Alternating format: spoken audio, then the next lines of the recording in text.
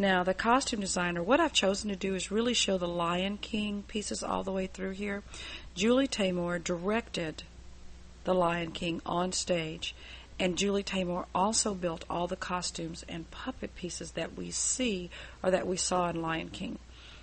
If you ever get the opportunity, if Lion King ever comes through this area, Lion King, Wicked are two of the best productions I have ever seen.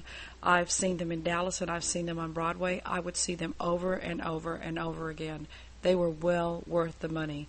And I don't say that about every theater production, but those two, The Lion King and Wicked, best productions ever.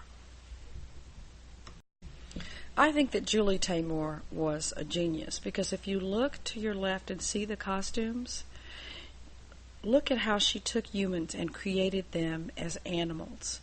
And so what she really did was she accented the major characteristics of each of those. To portray them as lions, she put male and female lion-type heads on top of their heads. And they are considered a part of the production team alongside the director, scenic, and lighting designer.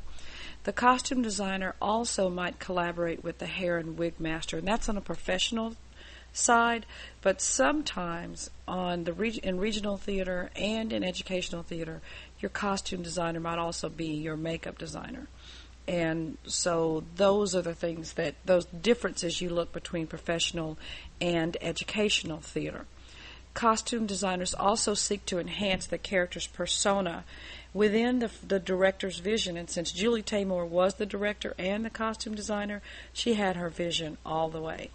At the same time, they have to be able to allow the actors to be able to move in the costume and to execute the director's blocking without damaging the garment. So there's lots of things that they have to do. And they're not always the primary builder. Usually in professional theater, they have stitchers and builders that build the costume. In educational theater, they usually require students to put a certain amount of work into the costume shop of building and making sure that those costume pieces get built. And sometimes schools will just rent the costumes, but the costume designers still has to be there because there might be a combination build or fitting, but you will always need a costume designer within a show. And they have to consult not only with the director but set and lighting designers to ensure that the overall design of the production works well, and they have to have strong artistic capabilities as well as a knowledge of pattern development, draping, drafting, textiles, and the whole costume fashion industry. So after they know all of that, then they have to accent the major characteristics of each actor. They have to reflect the dramatic forces that are in conflict. And how do they do that? If you will watch television, watch those sitcoms, one of the things they do is they put all the characters who might align on one side in similar colors, or they give them the color of the main character. Say the main character is in blue, then that person's best friend might come in with a blue top, and then somebody else that might be her friend who might be male might have a blue tie, and then somebody walks in orange. You know that already there might be some conflict going there. So also a period of socioeconomic class, occupation, geography, and weather, we have to know that. The time of day and relationships, and all of this helps unify productions, unifies the production. Okay, costumes include all of the characters' garments. Not just, if you look at this picture of the main, one of the main characters, she's the narrator within The Lion King, and the hairpiece, the gloves, the necklace, the staff that she's carrying, all of those things are the things that the costume designer had to make sure that this particular actor had. Now, face and body makeup, probably in Lion King, was done by a professional makeup designer. I really didn't put makeup in here and hair as one of the designers, but they are. And the difference between makeup in theater and makeup in film is that in film, the makeup artist stays on the set all the time, making sure that makeup stays clean and fresh and consistent. In theater, once the makeup designer teaches you how to put your makeup on, you as the actor, you are responsible for putting on your own makeup and doing your hair consistently throughout the show, unless, of course, you are with a professional production and you're going to hire as an actor that person to personally do your makeup. Now, if you're high enough in the food chain where you are getting paid enough money to do that, a lot of the top talent and actors in Broadway do that. Otherwise, you're responsible for your own. Professional designers fall into three categories: freelance, residential, and academic. A freelance designer is hired for a specific production by a theater, and they might not actually be local to that theater that they're designing for, and they're traditionally paid in 3 installments: upon hire, on delivery of the final renderings, and the opening night of the production. And they could be designing for several theater companies concurrently.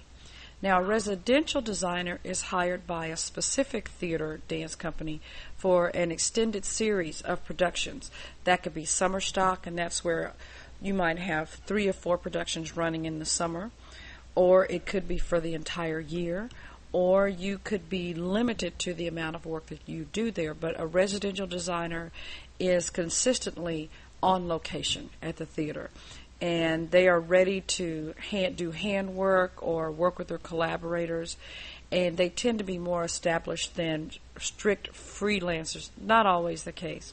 And the last one is an academic designer, and they usually hold a professorship at a school. Now, this designer is primarily an instructor, but they also may act as a residential designer.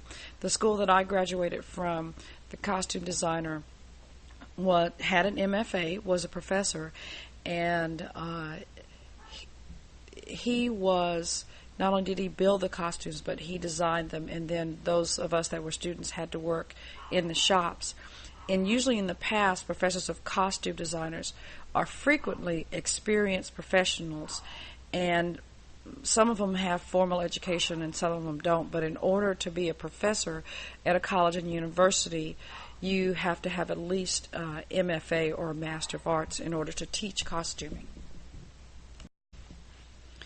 Costume designers make the character's world visible. And I really like using The Lion King because Julie Taymor was so gifted in how she presented these pieces on stage. And what you're looking at in this picture is how some of the background mechanics worked of some of the animals that might have been under some of the draping of the cloth, so that we could get a sense of how the animals work behind the scenes.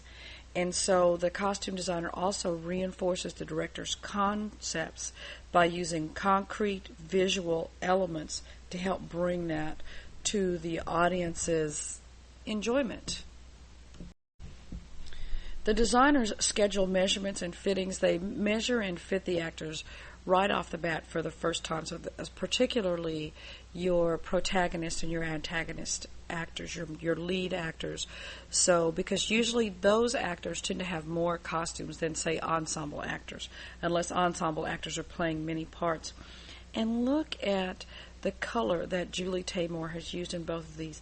My favorite one is the zebras. Look at how she portrayed the zebras. She made the humans right in the middle of the zebras and gave them striped costumes, put the zebra heads right at their shoulders, and then put sticks in the hands of the actors so that when they walked, then they had the back feet to show that they were zebras. It was really just genius. The other thing they do is they have what we call a dress parade or a costume parade, and they have to check all the costumes prior to dress rehearsal, and usually the lighting designer has their preliminary lighting there, so we get to see how some of the costumes look under the lighting. So the dress parade is really, really important, because then the costume designer goes back with her stitchers and they correct some things that might not be working, things that might be too tight or too loose. Or sometimes I've worked with costume designers where we've had to rebuild 2 or 3 costumes 1 week before the show. That is not fun. Not fun at all, but it's ultimately worth it when you see it on stage. Dress rehearsal usually takes place 1 week before opening, and that is dress rehearsal not only for the costume designer, but for the lighting designer. That's also the technical rehearsal and the scene designer. And all of this culmination, this is when everything is put together. The wardrobe crew, if the costume designer is not the residential designer and he or she is leaving, they have to maintain the costumes for the run of the play. They have to mend them and clean them and press them to make sure that they're ready every night. That is one thing that you don't have to take care of as an actor. When you come in, your costume pieces are there, they're clean, they're ready, and they're waiting for you. But it's incumbent upon you that if there's pieces that you carry onto the stage, that you get them back to your space so they can be taken care of. Woohoo! We're at the end. We're at sound design. Now, I put sound design here because it is the youngest of all of the designers. And you know what? Sound design in theater was not really accepted right off the bat. If you as a vocalist couldn't sing over the band and the orchestra, which some of them were plugged up and you're going, why am I having to do this? But they enhance the clarity and the volume so that we as an audience can really understand what's going on. Sound has always been a part of the theatrical event. In its earliest times, it was music, it was the Greek chorus, it was drums, it was pipes, it was chanting, and it was the actor's voice that provided our chief sound effects. Now, Abe Jacob came along in the 70s, and he decided that actors and vocalists needed to be mic'd on Broadway. When he started in theater, it said it was almost immediate the critics started making comments about the sound in the theater and said, oh, it's going to bring about the death of American musical as we know it. But you know, it didn't. It enhanced it for us all. Because when you go into a theater and there's 500 or 600 seats, or there's even 400 seats, you really, that brings clarity so much to what you can hear and enjoy, instead of always going, what did they say? Did you hear what they said? So I absolutely was really excited in that what Abe Jacob brought to the stage. He is still alive. He's our most accomplished sound technician in the world, and a lot of his expertise is still used today. Okay, just a basic rundown of sound in theater and the purposes that it serves. Again, I told you it enhances clarity and volume. It does evoke mood.